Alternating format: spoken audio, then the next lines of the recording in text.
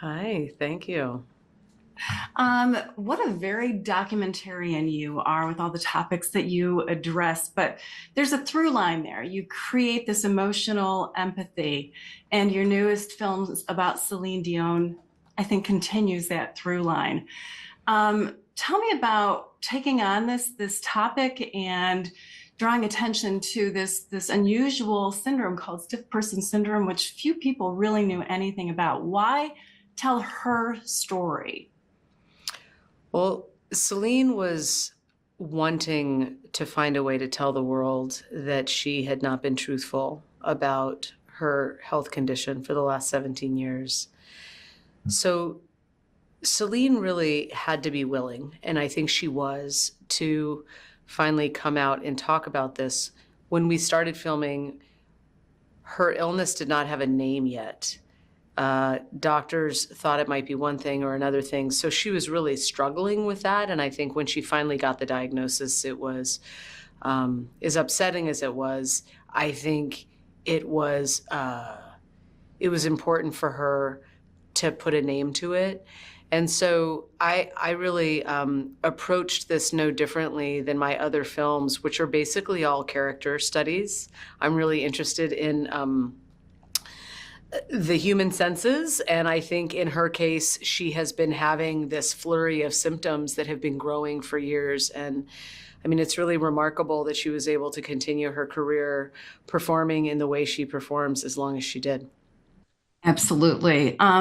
Talking about her disease, you show some pretty private, intimate moments about what happens to her when she has a more severe attack or when the meds aren't working the way that they should. Tell me about gaining access to that. That's something that I think I would have a difficult time showing a part of myself, but she didn't seem to. Tell me about going through that with her.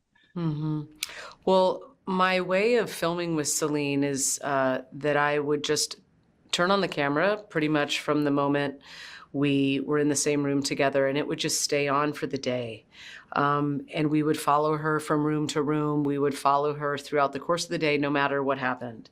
Celine was very clear in the beginning of our filming together that she didn't want me to ask permission for things. She just wanted me to roll. She just wanted me to go and keep doing what we do.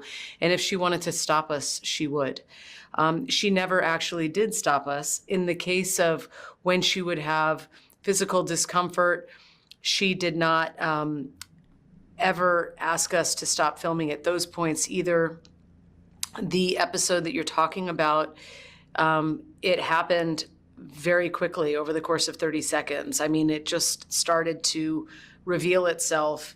And so my director of photography and I continued filming just as we always had for the last 6, 8 months with her. I feel like when you watch a documentary like this, but especially when you're creating a film, a story like this, does this change you as a person or a filmmaker in any way? My my perspective on filmmaking has really shifted making this film. I think in the beginning, I worried that Celine's celebrity status would make her more difficult to know. And in fact, I realized that in some ways it made her easier to know because she was ready. She was ready to want to talk about herself. She asked me one thing only in this film, and that was that she wanted to tell it in her voice. And would that be possible? She just asked me if it would be possible rather than everyone else talking about her. So I realized that because there was a will, there was a way. And she basically gave me a very authentic part of her day-to-day life. And when the going got rough with her body, she never wanted me to flinch or turn away. I think it's an inspirational tale that a lot of people will be able to relate to and appreciate knowing. Irene, thank you so much for sharing your story about Celine Dion with us. You're welcome. Thank you.